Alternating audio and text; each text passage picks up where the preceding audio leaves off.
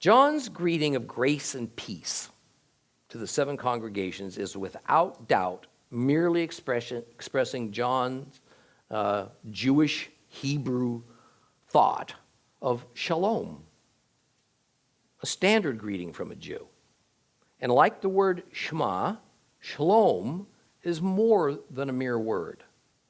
It represents a concept of God-given well-being. It includes grace, health, peace, loving kindness, and much more. But next we see John offer greetings on behalf of 3 different entities. First, we're told, from the one who is, who was, and who is coming. Second, from the 7-fold Spirit before his throne. Third, from Yeshua the Messiah. So once again, we find John drawing rather firm lines between the personages that Christianity labels the Trinity: Father, Son, and Holy Spirit. Now, to add to the difficulty, hang on to your hats.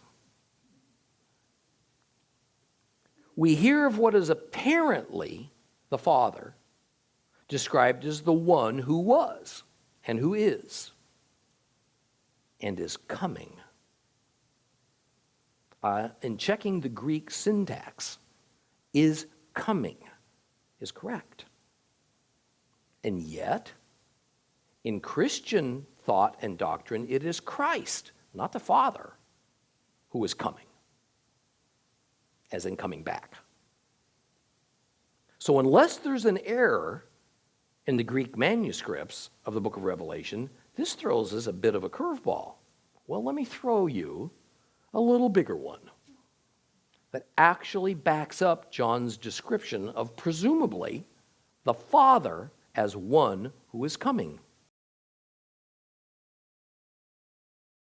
Now, this passage is familiar, especially to evangelical Christians, as it is said to depict Christ returning and descending upon the Mount of Olives. Everywhere we see the word Adonai in the complete Jewish Bible, you're going to find the word Lord and other English Bible versions of these verses. Of course, especially within Christianity, anywhere we find the word Lord, it is usually assumed this is referring to Jesus. But when we look at this passage in its original Hebrew, we find something a little startling. It seems that both the complete Jewish Bible using Adonai and the other standard English Bible versions using Lord mislead us.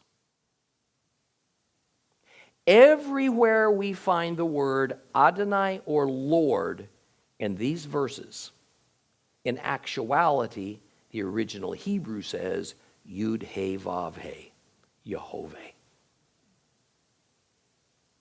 God's formal name as given to Moses on Mount Sinai.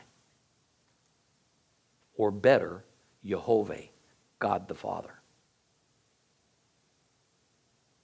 Thus we have, according to Zechariah, Yehovah who is coming, setting his foot on the Mount of Olives, whereupon it splits. It is Yehovah who's going to go out to Armageddon and fight the nations. It is Yehovah who will be king over the whole world. However, in Christian theology, all of these attributes and activities are assigned to Yeshua, God's Son.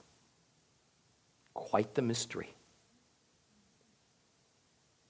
Now, we're not going to solve this mystery today. But remember, John was not a Western Gentile Christian. He was a Torah-believing, Torah-following Jew who saw Yeshua of Nazareth as the prophesied Messiah of God. He did not know about Christian doctrines because none existed. He did not have a New Testament because none existed.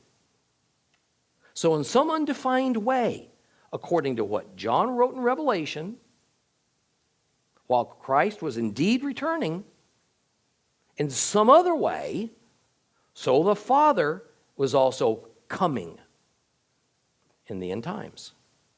And we just found proof of that in Zechariah 14.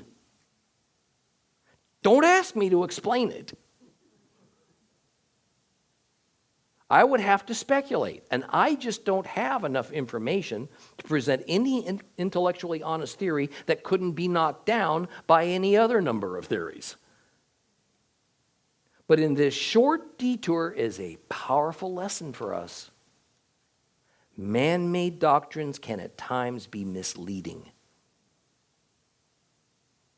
And they can also suppress certain plain scriptural truths by slightly modifying scriptural words so that they don't throw any cold water on those doctrines.